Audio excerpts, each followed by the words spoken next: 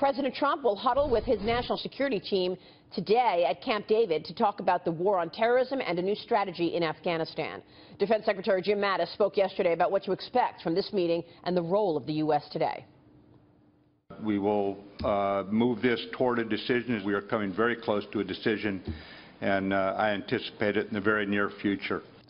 Both Secretary Mattis and Secretary of State Rex Tillerson back a plan to send additional troops to train Afghan special forces. Joining us this morning is former George W. Bush foreign policy advisor Paul Bonicelli. Paul, good to see you. Thanks so much for weighing in here. Hi, Maria. What are you expecting from today's meeting? I hope a resolution to the disagreements in the White House. You know, the president, like a lot of presidents, doesn't want to be involved in a war he thinks he can't win. He campaigned about it. But the truth is, leaving Afghanistan will be devastating for us, just as it was for Obama.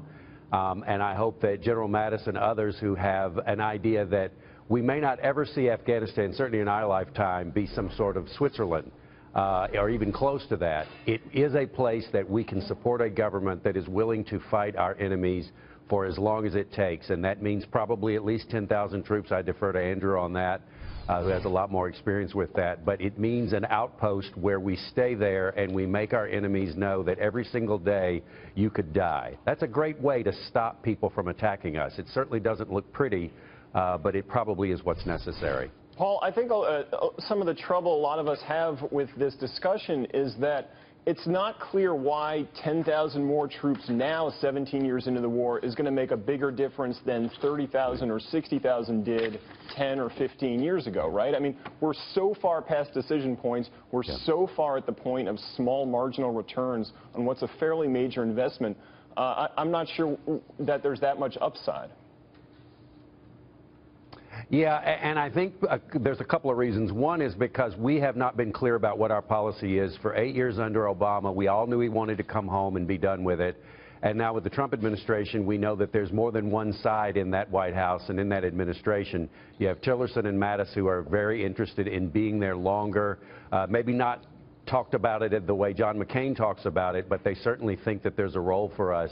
I think just having clarity on whether the United States is desperately trying to go home or wants to do what we have to do at a minimum to secure ourselves will help answer that question, whether it's 10, whether it's 15, whether it's 20, whatever it is. I go back to what I said earlier. It is our enemies know that we will never turn around and go home and let you rebuild what you had before and attack us. You'll always have to worry about staying alive. And like I said, it's not pretty, but it is certainly better than having the Taliban come back and host ISIS and whoever else wants to be there. So, Paul, we're talking about commitments. We're talking about troop numbers, but we're also talking about, I mean, it sounds like you're talking about a decade or more. I mean, is Afghanistan a place that we can expect to leave in a significant way in the next 10 or 15 years? I mean, is that going to be almost a permanent presence for the U.S. in Afghanistan? I don't see a way for us to leave. I see a way for us to reduce troops over time, and I mean years over time, from a 10,000 or 20,000 level, as our allies take more responsibility, as the Afghan government gets stronger, as the Indians perhaps and Pakistan come to some sort of arrangement where they can work together with us on these kinds of things. So yeah, I'm definitely saying I see a longer term. The only other option besides going home is something that Eric Prince is talking about, which it doesn't seem like the Pentagon is interested, but that's turning a lot of things over to contractors. I don't dismiss that out of hand. I think you could certainly find at a lower level some way to do that kind of thing. But the idea of the United States telling its enemies we will never turn around and just let you do to us again what you did before is an important policy question that has to be answered. That's a good point.